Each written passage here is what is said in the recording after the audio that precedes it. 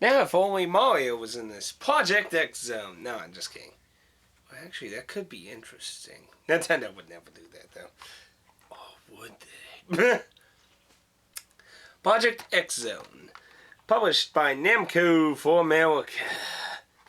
And now, first thing. Project X Zone is a sequel to Namco X Capcom. This time, Sega's the fray. As you can see, ooh la la's though. Choo choo choo. Okay.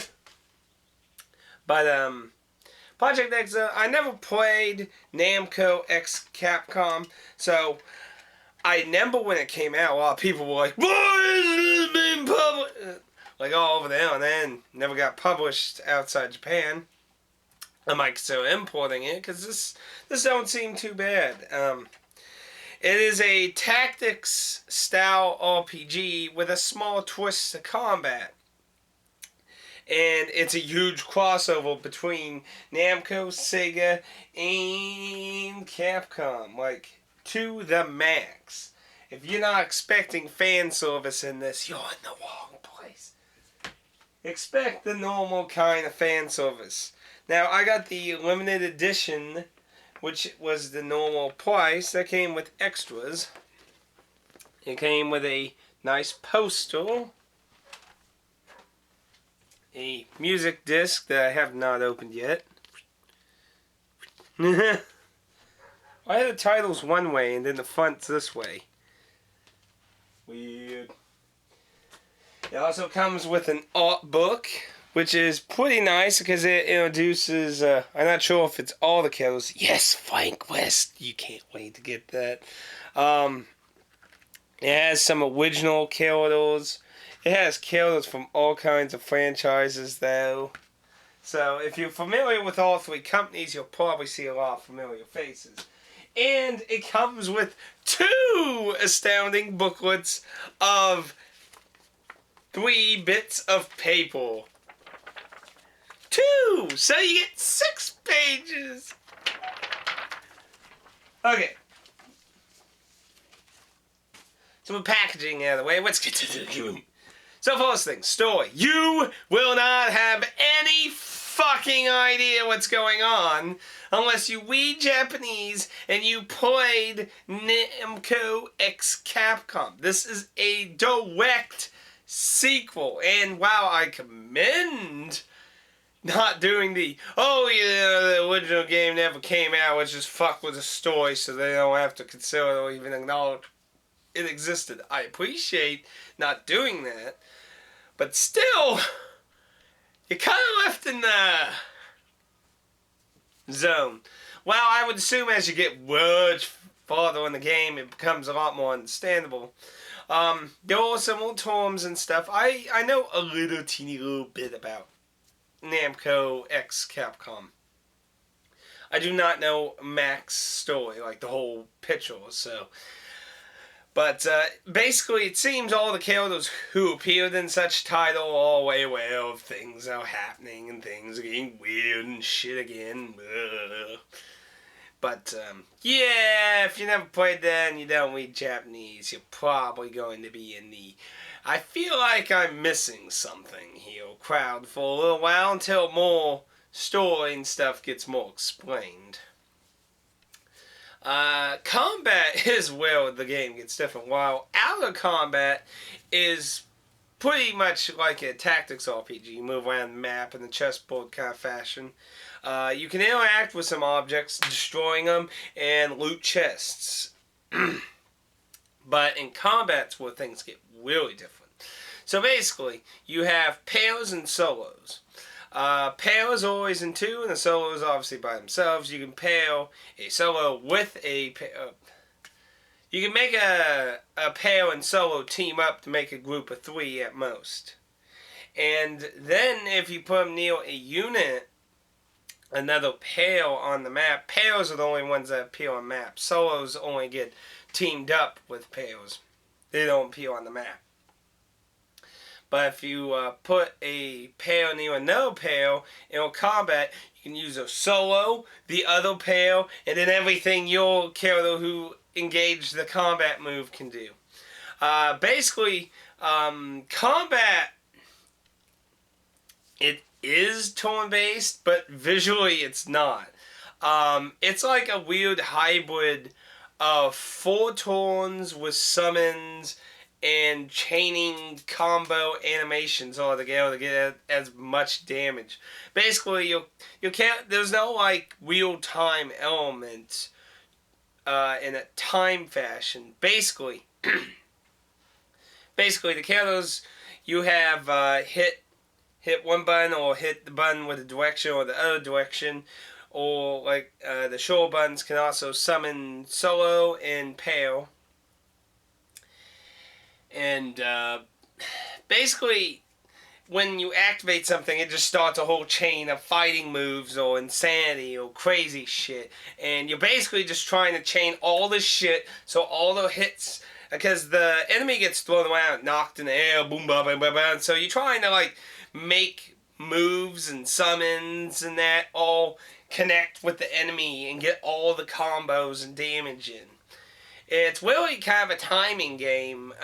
It does have a training mode, so basically you can maximize training, like when to activate shit.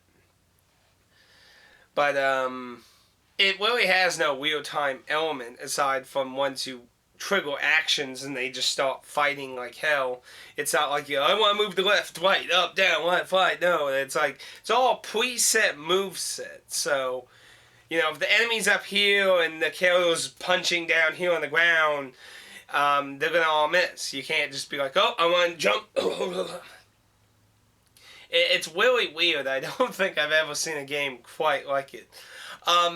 Basically, the real enjoyment in the game, though, because I know a lot of people have been complaining the game is very boring or very dull. I've heard a lot of that on the internet. I could see, because I did look at a guide just to see how long the game is, and apparently it has over 40 chapters. That's pretty lengthy, considering I'm only on chapter 5 or 6, and I got 3 hours in the game. And of course, the game's only going to get harder and longer as it goes. Well, I would assume, but I think the real enjoyment is just the insanity of the crossover. I mean, after all, that's usually the big draw of crossovers, is all the killers crossing over. And like Tekken versus Capcom, I think this will be a much enjoyable crossover, at least. I'm really, I have to congratulate Capcom on lots of nice references, especially with my man, Frank West. Yeah, interesting Silverbots. You look kind of familiar. Now, that wasn't subtle at all, but there are some subtle references and stuff, and there's lots of weird conversations when characters team up and support each other and stuff. There are tons of conversations to see. I really like Frank West's pair. I got Tron from Mega Man Legends with him, and they're just unstoppable. Highest combo damage I've gotten with any of the characters. And Tron basically has I'm going to throw a heal at somebody anywhere on the fucking map ability, so it's just awesome. But so far I've seen a nice array of different characters from all 3 companies. Virtual Fighter is, I believe, was the first pair of Sega characters to appear, because as the previous title basically says, Namco X Capcom, Sega had nothing to do with it. So all the Sega characters are the new, what the fuck's going on? Basically, the Sega characters are going to be your reference reaction to what's going on. Because everyone else is like, this is always normal. I'm from the future, you're from the past, the world's going to end, blah, blah, blah, blah. It seems like different dimensions of time have connected in the previous game, but it seems like a new thing in this one is now parallel times are connected as an excuse for some of the Sega universes being apocalyptic, Wizards of Fate or God Eaters, for example. Parallel times now. So now we're going into so much fucking destruction of storylines that I think it will drive fans insane.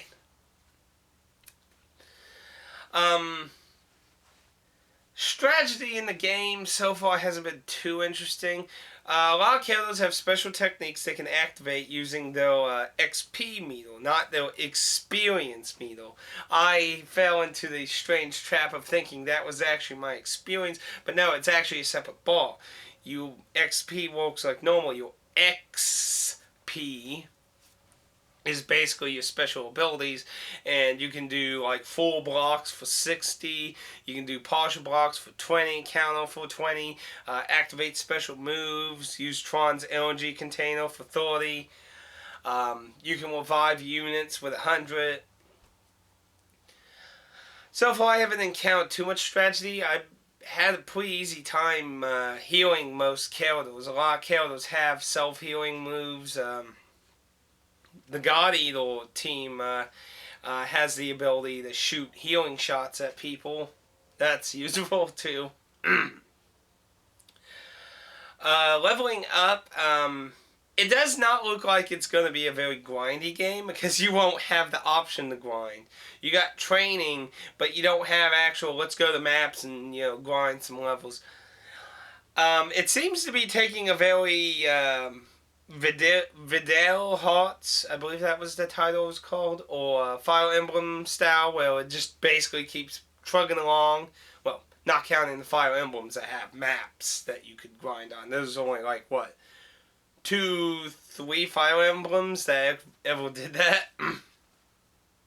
But it seems like the story just keeps trugging along. So basically, you're going to have to try and be careful, kill everything you can, loot everything you can. By the way, when you get to Wellington Mart, loot everything. The fucking Survivalist book is awesome. 20 extra experience. Get the Survivalist book. It's the best thing I found so far. Get the Survival book. Plus, that's useful for anyone falling behind. Throw the book on them and they can start catching up. That's what I've been doing with that. But there's a lot of equipment. You basically get a weapon and kind of accessory thing. The accessory thing can be for defense, special abilities, properties, and things. While from the attack weapons, so far just seem to boost like technique and attack and that. I haven't seen anything too special though. So far, the best thing I've really seen is the Survivalist book, really. I really like the Survivalist book. I originally obviously have Frank and they just were like, woo! And then I thought, started throwing it on other characters. The game really, the real draw, in my opinion, so far is it doesn't seem to be very strategic. Not to say it never gets there. Like I said, this is just a Force Impressions video. It has high potential of being very strategic because the last map I did was actually a bit tough, to be honest. It's starting to, I think, ramp up in difficulty. It's like, okay, they're getting the basics. Basically, I got shot 90 years into the future now. This is my current location. This is what I'll give off without really telling much of the story. That you'll get too much understanding out of that because it's really confusing if you didn't play Namco X Capcom. I mean, most you're gonna get is everyone's being warped everywhere with that. Basically, what's really the nice thing about the game is just trying to get all the combos and that matched up, trying different pairs and solos to try and maximize the chain, and all the flashy combinations in that. And every pair has a special ultra mega move too on top of that. So far the longest thing I can do is the initial pair that begins combat can get 4 actions, summon a solo, summon another pair support, and use the ultra... Pretty cool.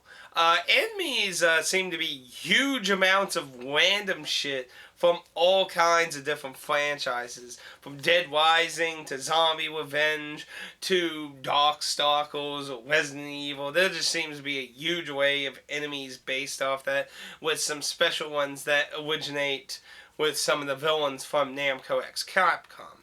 So, really, I think the main draw is just going to be some of the crazy references and crossover. It's really just all about the crossover shit. Well, I do think it has potential of being strategic. I'm mostly worried that it might start getting sluggish in the mid ground because of the. I wouldn't want to call it unstrategic, but I think it would fall in a similar trap to like Dragon Ball Z Attack the Saiyans, where you would find certain move sets that you would you would find pairs and solos that just worked so much together, and you're gonna do the same exact combo thing to max it, so you just kind of losing.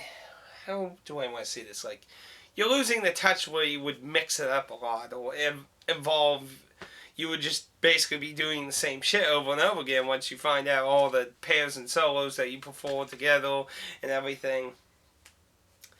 You do come across a lot of characters that join and some kind of one-off, so I'm not really sure if they just all eventually keep joining, or if it's going to have a lot of Final Fantasy IV syndrome where people are like, well, I need to go now, and then it's like 2 hours later, hey, I'm back again. I mean, so far at the beginning of the part, there was people just being scared everywhere, and then it's just slowly all joined together now. Aside from that, I think it's all right. I mean, it's only $39. If you get the initial one, you'll get the limited edition with everything I showed you. I don't know if Namco Bandai is going to put more copies, though. Namco, everyone knows my intense hatred of Namco in the past. And while I'm not...